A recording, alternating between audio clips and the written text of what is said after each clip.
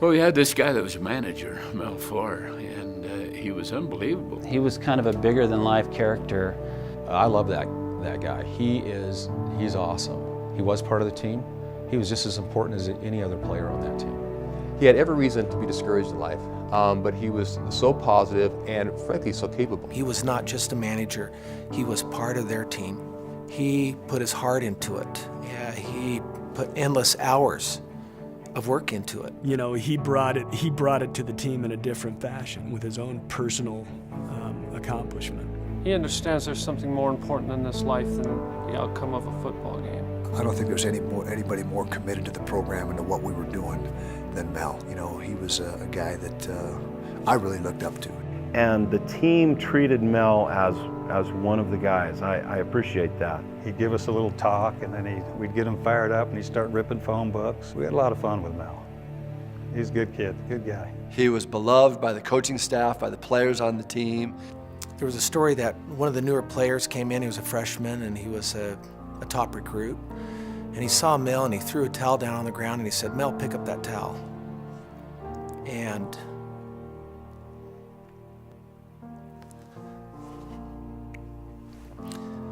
one of the offensive linemen, a huge player, picked up this freshman, slammed him against the locker, and he said, "You know, we don't treat Mel that way here."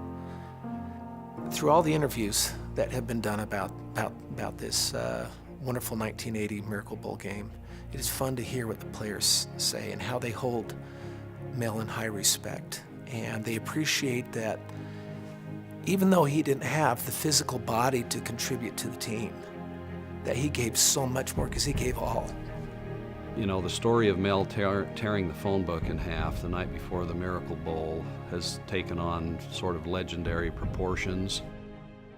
My memory of it is that captains got up first and said something and tried, you know, if it was inspirational or just something from the heart. The coaches would give their last bits of instruction, and then they would leave the room, and the players would get together, and the managers were included. So we went through that. Guys got up and said a few things, and nobody had gotten up to say the kind of thing that drew everyone together.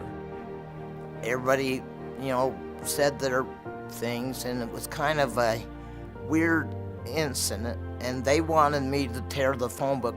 And I don't know at what point or who suggested, because my memory is somebody walked out and came in with a phone book. And in previous games, a couple times over the last previous years, he had just torn this phone book in half, ripped it. You know, that became part of the ritual. Mel would rip open the phone directory. I just remember all of a sudden Mel getting up to say something, and there was some snickering.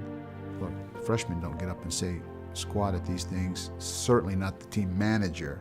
You know, some banter, and, Mel, sit down, kind of thing.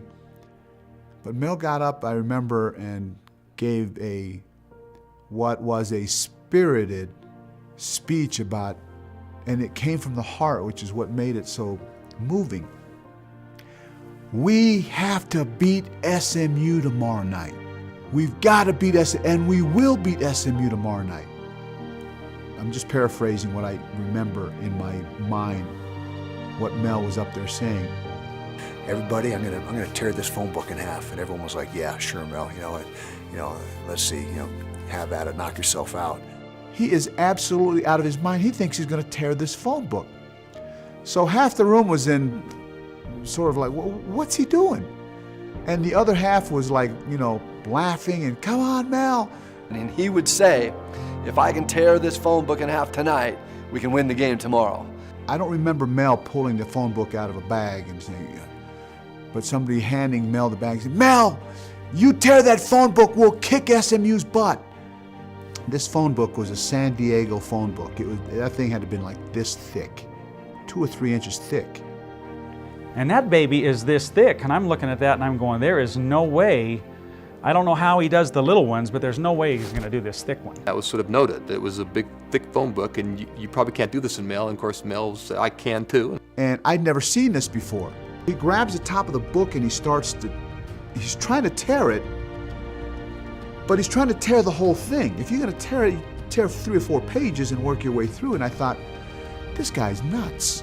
And he could not tear that phone book. He couldn't get it to budge. There wasn't even a rip at all in it.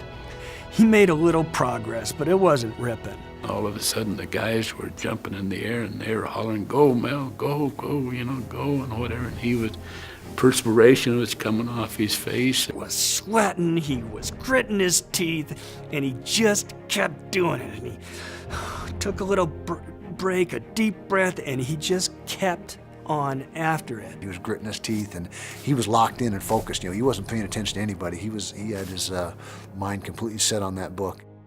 We're probably 15, 20 minutes into this thing, but he keeps working at it. Minutes pass and more minutes. I don't really know what the full time was, but it seemed like about a half an hour. Because he tried for so long and it wasn't making any progress as far as I could see. It seemed like an eternity that he was up there struggling with that book, and he wouldn't give up. I mean, there was no way, you know, he would have died right there on the floor sooner than give up at that point in time. And I remember saying to somebody that we ought to go get the hotel emergency personnel if they have anybody available, because I was afraid Mel was going to collapse. Oh, and then you start saying little prayers, please let him, you know, rip this phone book, because this is Mel's deal. You know, then it starts to subside. You know, the team said, okay, you know, it's not going to happen. So we started to, you know, back off a little bit with the cheering and the excitement. And so for the first time, where he never tried to perform it, it wasn't going to happen. It was kind of a little bit uncomfortable. Some players thinking, Mel can't do it. And I kept working and working on it, and then several people said, "Oh, that's enough, Mel, you're fine." I don't think anybody thought that he was going to do this. And it got to a point where we were trying to call it off, and I think Jim McMahon went up there to Mel to say, "Hey, that's all right, Mel," or whatever. And McMahon came up and said, "Mel, don't worry about it. You've been with us all year, and just because you can't tear the phone book tonight doesn't mean we're not going to win the game tomorrow night. Just give it a break." And I said, "Jim, I got this," and I swatted him halfway across the room with my arm. He swatted him away and looked at him like, "Don't take another step or I'll knock you out," to McMahon. And I could see Coach Edwards sweating bullets, saying, "There goes my starting quarterback." So I tried to go up and help him. And he just pushed me away like, you know, "Get out of here, Mac," because I got it. And if looks could kill, Mel looked and stared at McMahon and said, "McMahon, I'm going to do this. Don't quit." And he went back to work.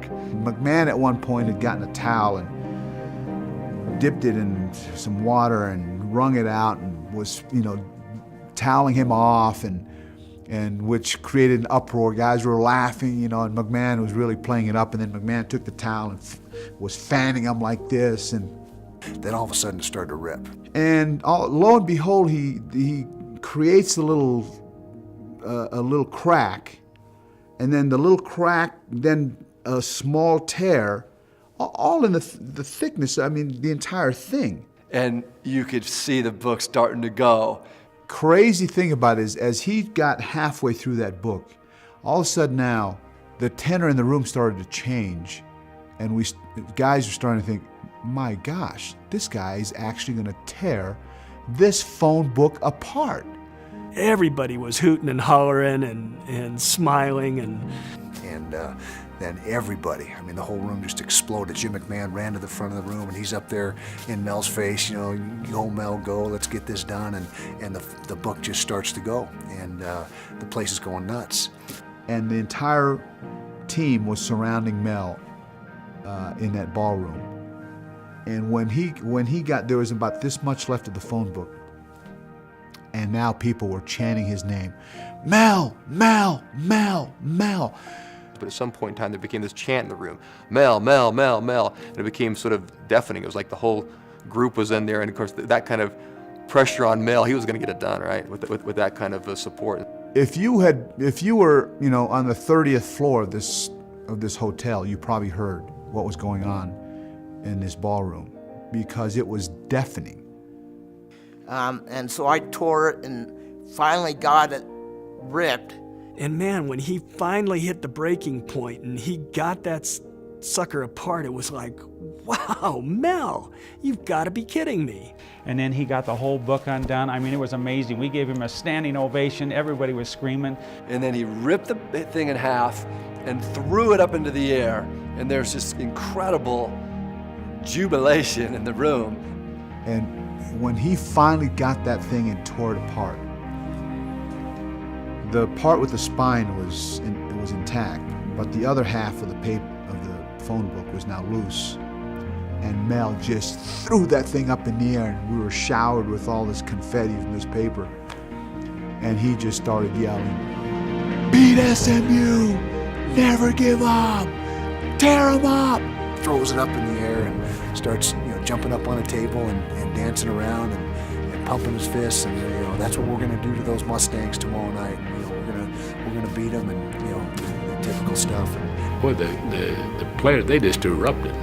It was pandemonium because Mel did it, and people were pleased for him that happened, as well as kind of just this general excitement and enthusiasm that, a little foreshadowing of the game, in retrospect. A frail young guy, very frail, and was able to rip a phone book. I said, wow, anybody can do anything. Everybody went and grabbed the phone books, and from 2 pieces came 4, came 8, and there's phone book ripping up and flying through the air.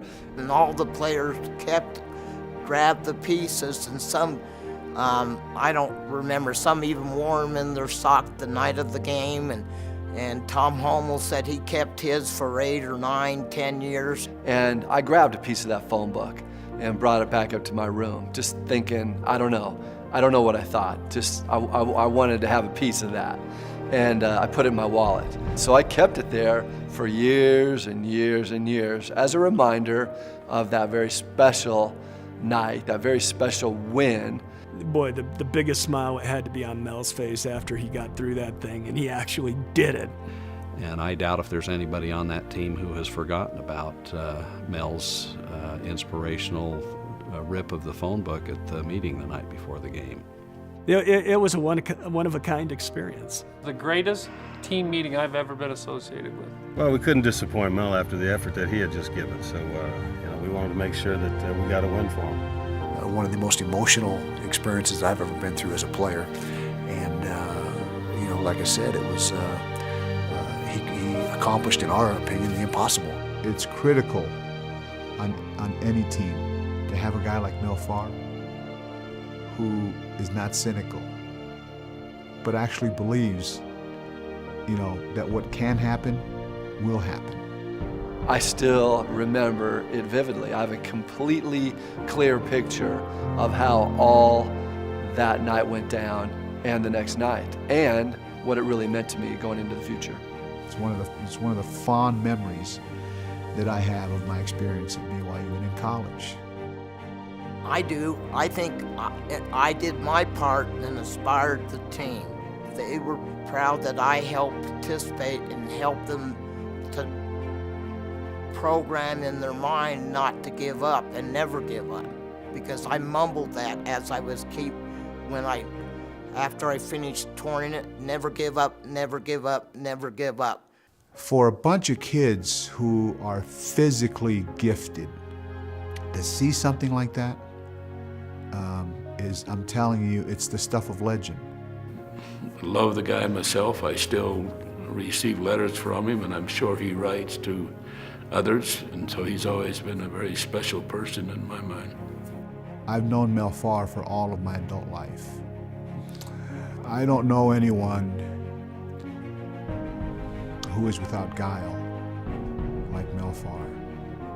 It's been 30 years since Mel tore that phone book up, and I'm serious when I say this. Anybody who was in that room that night remembers it. I mean, when Mel, it was like this as much celebration there as there was the next night when we threw that touchdown pass. And that feat is remembered as fondly among the 1980 team as Clay Brown coming down with that ball.